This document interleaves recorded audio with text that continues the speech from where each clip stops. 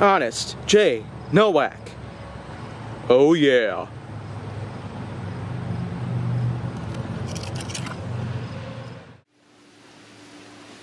A pleasure to meet y'all at last, and welcome back to Honest J. Nowak.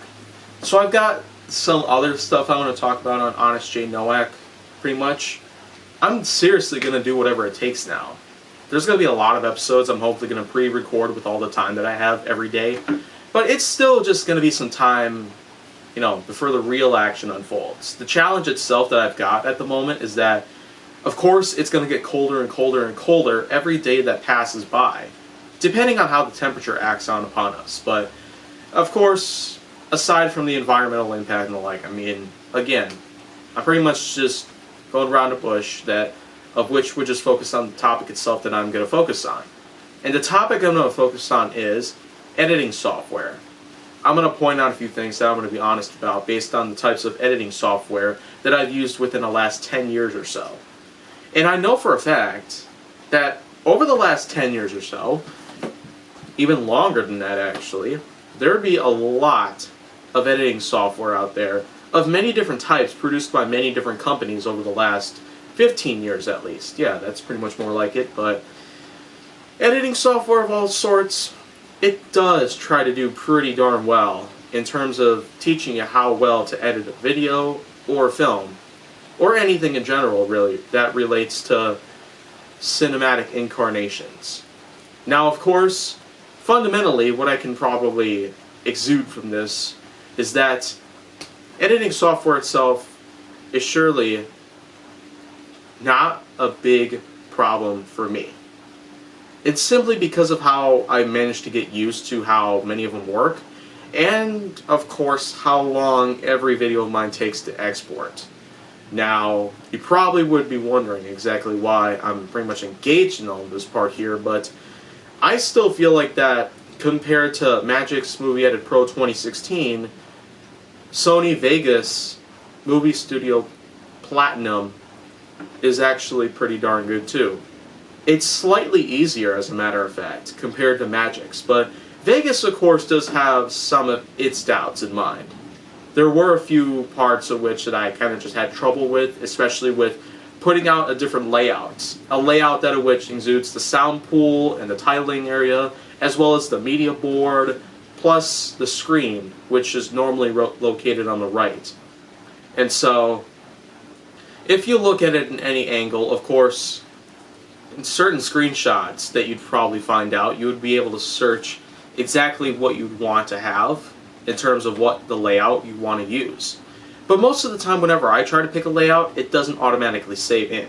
And so every time I relaunch the software after closing it, it just comes back to the exact layout that it was before I changed it, which is somewhat disappointing. And I can't really say too much based on other parts of how that factor plays out, but aside from everything else, the layout design not automatically saving itself when I first have it inputted in the way that I desire is probably the only complaint that I have in mind. But other than that though, Vegas Movie Studio 14 Platinum, which of course is a somewhat older version of the Platinum series of Sony Vegas Movie Studio. It's a lineup of editing software. And I know for a fact that I probably would want to upgrade to somewhere higher than that, but the truth is that editing software, no matter what type you get, if it's new or old, they always have a huge list of requirements. You gotta have a certain processor, you gotta have a certain RAM capacity, you'd have to have certain graphics cards enabled within, and some other things that are involved. So supposedly, the software itself does try to do its highest capabilities with the kind of requirements that are usually set on your actual laptop. A PC or a laptop of any sort can have any of these capabilities put into play, but as long as they're the right ones, then you know what software you'd be able to get from any company of any sort. No matter what the brand is, and no matter really what level it is in terms of being professional or beginner's level, in terms of, well, my pace, it is somewhere in between. Because I've only been editing videos professionally for about 2 years and a half at most. For every other video of mine that I have put together, and I know this for sure, but I mean, way before the times that I was able to afford larger classes of editing software was when I was using a free software that came with an older laptop of mine for free. It was simply known as Windows Movie Maker 2012 edition. And that version of Windows Movie Maker was probably one of the best that I could ever use.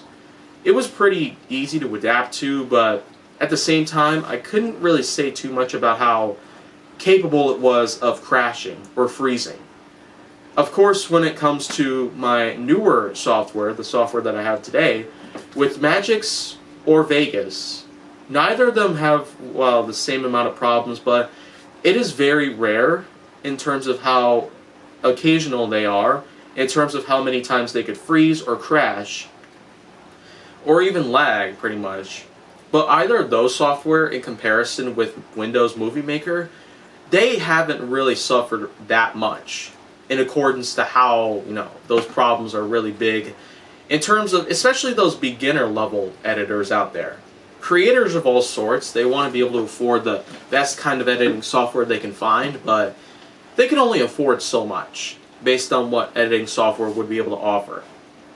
And I do know that at some point in the future, I would have to upgrade yet again to another kind of software. I'm feeling maybe a newer version of Vegas Movie Studio, like 16 or 17. And 17 hasn't really come out yet, but it's still going to be a little while longer before we can expect anything new to come around. So I feel like that from this point on, with all of that has been happening here, editing software is not bad at all. Especially if you get used to its overall functions and capabilities that it can inhibit based on how easy it would be to edit a video. I mean, you can take any of these effects and just simply put together a pretty good project of yours. I've spent a lot of my life within the last few years simply focusing well on maintaining these skills and really putting them all together to create some of my best videos yet. Especially with my first ever feature film, Nerf Secrets Revealed, Bolts of Intrigue.